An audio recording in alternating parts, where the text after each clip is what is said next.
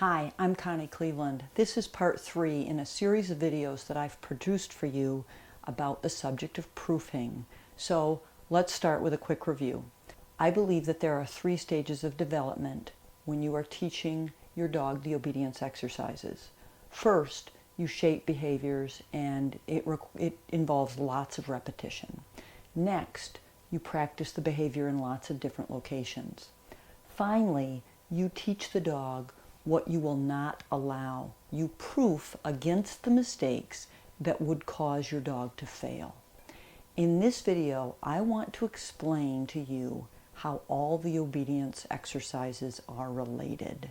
The 3 most important exercises for you to proof are the sit-stay, the recall, and the retrieve.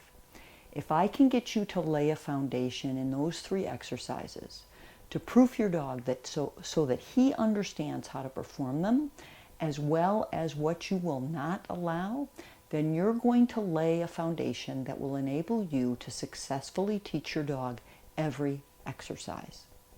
In part 2 of this series, I said that there were only 2 mistakes that a dog could make on the sit-stay. He could get up or he could lie down. And I asked you to try to make a list of the mistakes that your dog could make on the recall and on the retrieve. So let's see how you did. The recall has 3 failing errors. Number 1, your dog could fail to come. He could not respond. Number 2, he could come too soon, meaning he could anticipate. Number 3, he can get lost on the way. That means that something, maybe something that he saw or something that he smelled, caught his eye, and although he got up when you asked him to get up, he didn't show up where he should have. Okay? So anything that you can imagine that would distract him from getting all the way to you and getting in front is defined by getting lost on the way.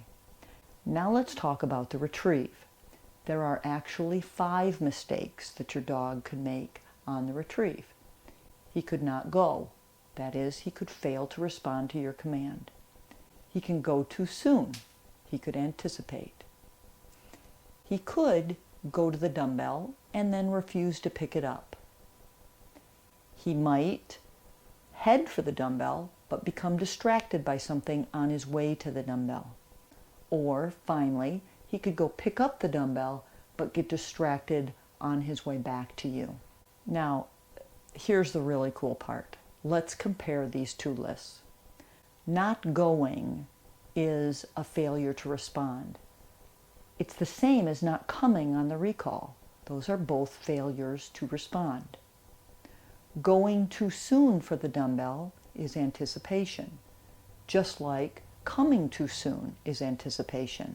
Those 2 mistakes, failing to respond or anticipating, a dog can make on every single obedience exercise.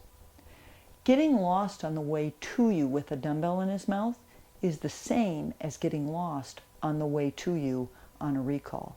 Both are failures to come. If I can create an attitude in a dog that says, boy, I am coming, I'm not looking right or left, nothing is going to stop me, then I can do the same when he's coming to me with the dumbbell, or the glove, or the scent article. Are you following me? Because this is really important.